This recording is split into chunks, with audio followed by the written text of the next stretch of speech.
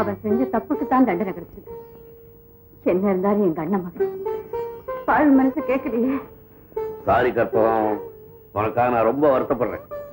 இந்த வக்கீல் போலீஸ்காரன் உங்களுக்கு எல்லாம் பொண்டாட்டியா இருக்கிறதே கஷ்டம்தான். ஆனா ஒண்ணு, நீ வருத்தப்படுற அளவுக்கு உங்க அண்ணன் வருத்தப்பட மாட்டான்.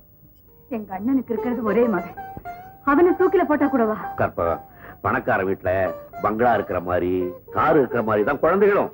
அது ஒரு டெக்கரேட்டிவ் பீஸ். அவன் பணத்துக்காக தான் குழந்தை பெற்றுக்கிறானே தவிர பாசத்துக்காக இல்லை.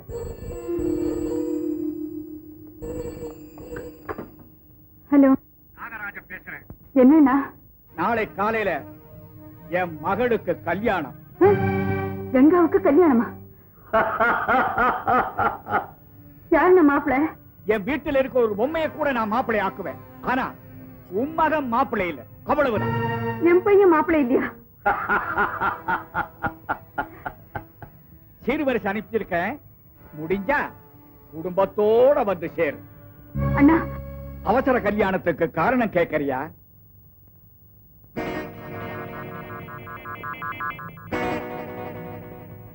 எதிர்காலத்துல உன் புருஷன் எனக்கு நிறைய வேலை கொடுத்திருக்கிறாரு, அதனாலதான்.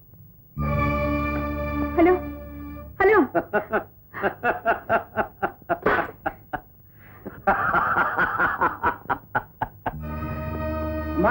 ஐயா கொடுத்தாங்க, வர்றம்மா. பரவாயில்லடி, உங்க அண்ணன் ஒண்ணு நல்லாவே கவலைப்படுத்துறான். என்னங்க இப்ப என்ன செய்யறது? என்ன கேட்டா, அதோ உங்க அண்ணன் பொண்ணுக்கு முறை மாப்பிள்ள வர்றாரு, அவரை கேளு. ஈஸ்வர், என்னடா அது? என்னாச்சு? அவன் சட்டையெல்லாம் கிழிச்சிட்டு வந்து நிக்கிறான், நீங்க பாட்டுல சிரிச்சிட்டு இருக்கீங்களே. எப்ப பார்த்தாலும் ஏன் ஒரு இருக்கீங்க? கொஞ்சம் சிரிக்க கூடாதா? நீதான் கேட்ப. இப்ப சிரிச்சா ஏன் சிரிக்கிறேங்கிற? கஷ்டம் கஷ்டம். என்னடா நடந்துச்சு? அவரே கேளு. அவருக்கு மூணு தலையில மட்டும் இல்ல, உடம்பு பூரா இருக்கு. என்ன நடந்துச்சுன்னு அவரே யோசிச்சு சொல்வார். ஐயோ, நீங்க சிரிக்க வேண்டாம், பழைய மாதிரியே இருங்க. என்ன நடந்துச்சுன்னு சொல்லுங்க. சொல்றதுக்கு என்ன இருக்கு? நல்லவன் நல்லவன் கூட தான் சேருவான், கெட்டவன் கெட்டவன் கூட தான் சேருவான். இந்த மாதிரி ரெண்டும் கெட்டா இருக்க, இதுக்குதான் நடுவுல மாட்டிக்கிட்டு ஒத்தவாங்க. என்ன சொல்றீங்க? கேச தோத்து போயிட்டான்ல, இவருக்கு அவனுக்கு மோதல். இவன் மாப்பிளைய பார்த்து பொண்ணுக்கு கல்யாணத்தை வச்சுட்டான். கல்யாணம் யாருக்கு? என்ன மாதிரி? உங்க மாமா கங்காவுக்கு வேற மாப்பிளைய பார்த்து நாளைக்கு காலையில கல்யாணம் வச்சிருக்காரு. கங்காவுக்கு கல்யாணமா?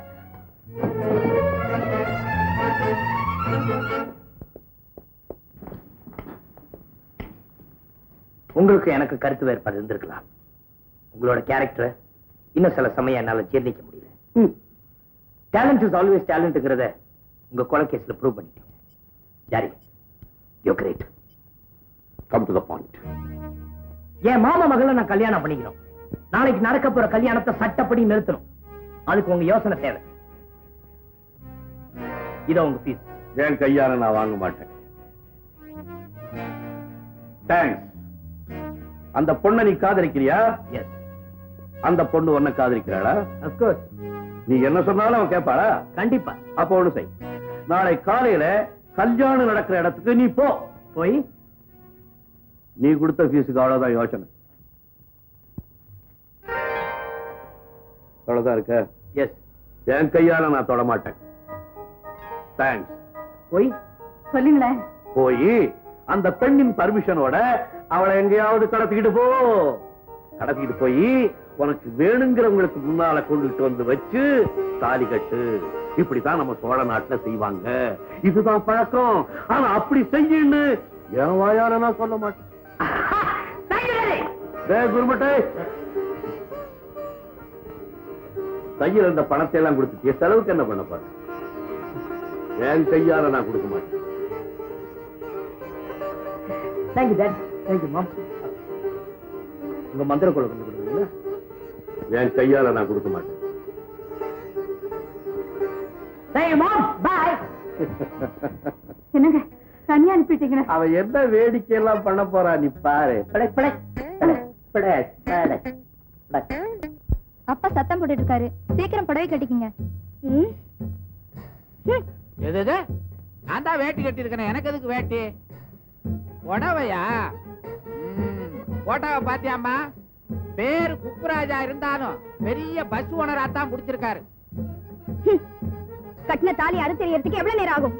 இதெல்லாம் கைதட்டல் பெற வசனம்மா, வாழ்க்கைக்கு உதவாது. கட்டாயமா கல்யாணத்தை பண்ணி சாந்தி முகூர்த்தத்தையும் பண்ணிட்டா இதுதான் நம்ம தலையெழுத்துன்னு தமிழ்நாட்டு பொண்ணுங்க பேசாம இருந்துருவாங்க. அந்த தலையெழுத்தை நான் மாத்துறேன்.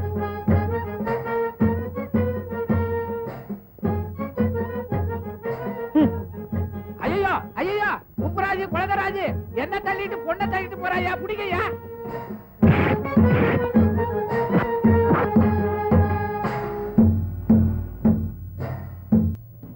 என்னங்க மகாநாட்டுல மேடையில உணர்ச்சி வசப்பட்டு பேசிடாதீங்க. உணர்ச்சியில் ஐஸ் வாட்டர் ஊத்திடுறேன்.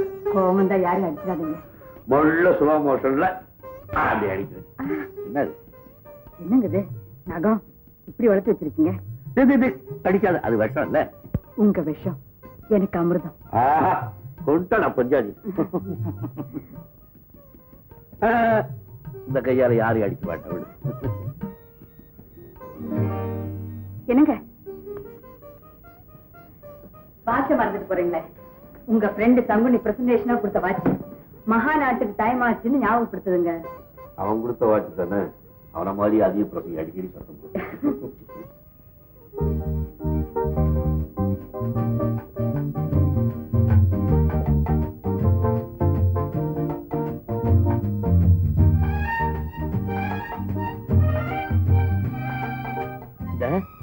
கால்ல விழு. நீங்க அங்கிருந்து ஆசீர்வாதம் எப்படி வருதுன்னு தெரியாதே. முதல்ல விழு. எல்லாம் ஒரு ட்ரையல் தான்.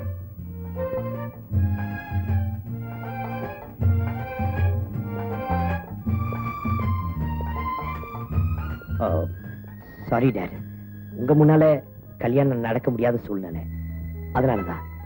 விழுடி.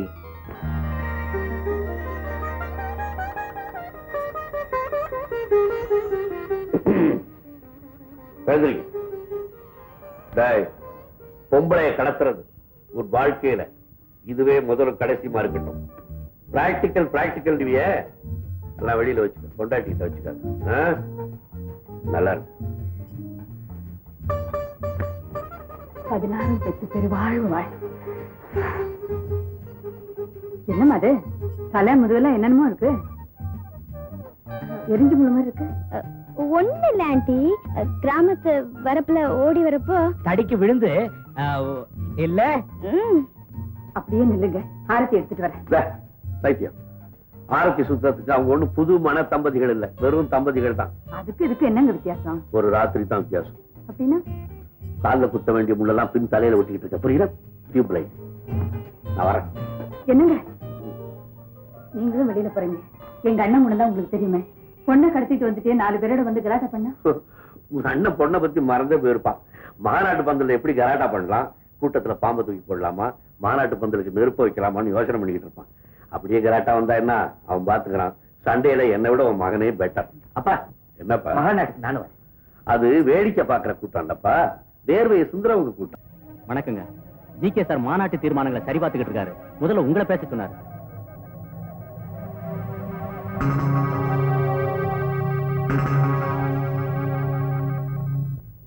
உலக தொழிலாளர்களை இணைத்து ஒரு கான்பரன்ஸ்.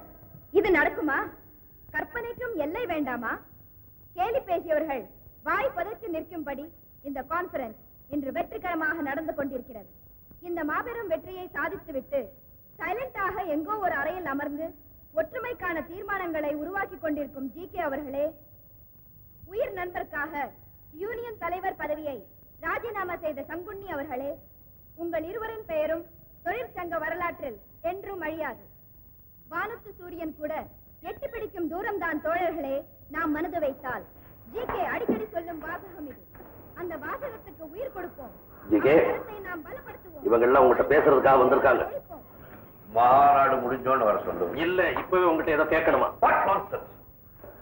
என் லைஃப்ல ஒரு டர்னிங் பாயிண்ட்காக நான் தயாராகிட்டு இருக்கேன். இவங்களும் உன் லைஃப்ல ஒரு டர்னிங் பாயிண்ட் கொடுக்கத்தான் வந்திருக்காங்க.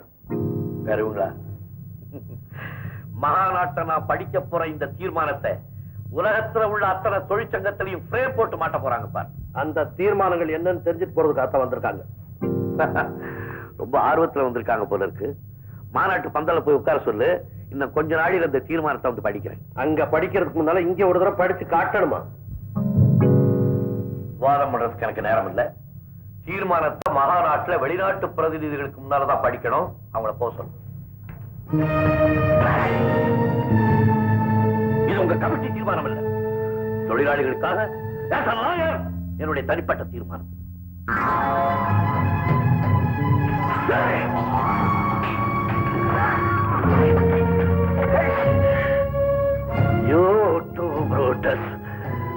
சங்குனி சரித்திரம் திரும்புதாடா.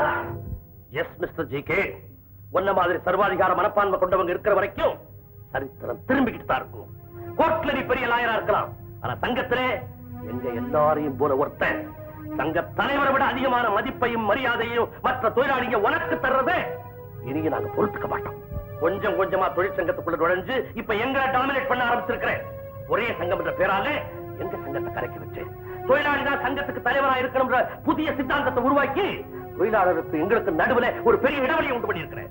உயிர் நண்பன் சொல்லிக்கிட்டு சங்க கணக்கு விவகாரத்துல தலையிட்டு யாருக்கு முன்னால என்ன அரைஞ்சு அவமானப்படுத்தி இருக்கிறேன். அடிச்சு அந்த கையை வெட்டி வீட்டோட உட்கார வைக்கிறதுன்னு நாங்க எல்லாரும் முடிவு பண்ணிட்டோம். உன்னுடைய தீர்மானங்களுக்கு இந்த ரூமே சமாதி. வாட்டா என் உயிர் பால்யன் நண்பா, இப்ப உனக்கு என்ன வேணும்? என் கைதானே எடுத்துக்க. என்னடா முழிக்கிற? சின்ன வயசுல இருந்தே நான் சாப்பிடுறதுல பாதி உனக்கு கொடுத்து உன்னை பெரிய மனுஷனாக்கி யூனியனுக்கு தலைவராக்கலனே, அதுக்கு எனக்கு தண்டனை வேணாம். வடா யார் யாரையோ நம்பி யார் தோள் மேலேயோ கை போட்டு என் வட்டி தொழில் போனாலும் பரவாயில்லை, உங்க யூனியனை வளர்த்து உங்களுக்கெல்லாம் ஒரு நல்வாழ்வு தேடி கொடுக்கணும்னு ஆசைப்பட்டனே, அதுக்கு எனக்கு ஒரு தண்டனை வேணாம். வா. யூனியன் லீடர்களை முதலாளிகள் வேலை பேசுறது சகஜம், ஆனா நீ நீ இப்படி சோரம் போவேன்னா கனவுல கூட எதிர்பார்க்கலடா. என் லட்சியத்துக்காக என் உயிரே கொடுக்க நான் தயங்க மாட்டேன்டா. இப்போ உனக்கு தேவை அப்போ என் கைதானே எடுத்துக்க. Men may come and men may go, but G.K. goes on forever. Come on, comrade, take it.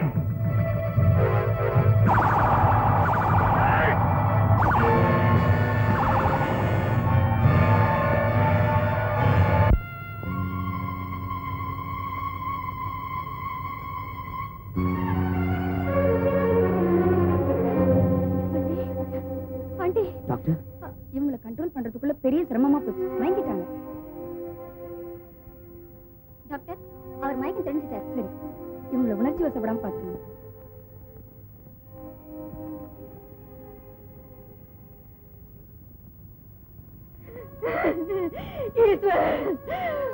உங்க அப்பா பாத்தியாடா?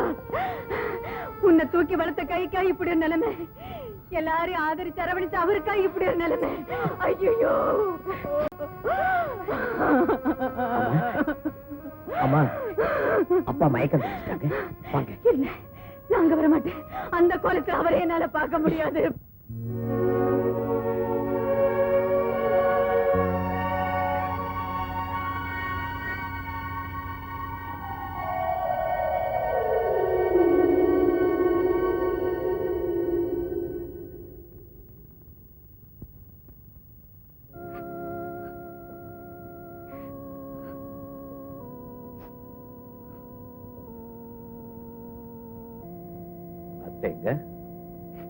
உங்களை இந்த நிலைமையில பார்க்க முடியாம வெளியிலே இருக்காங்க. தூக்கி உட்காரவே.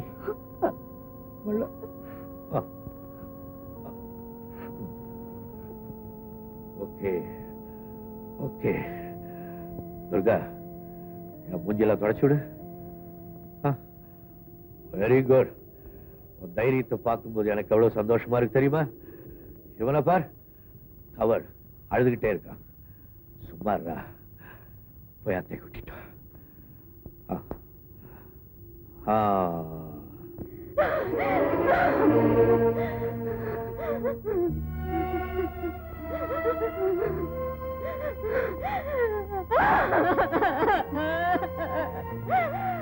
அழாதீங்கம்மா, அழாதீங்கம்மா.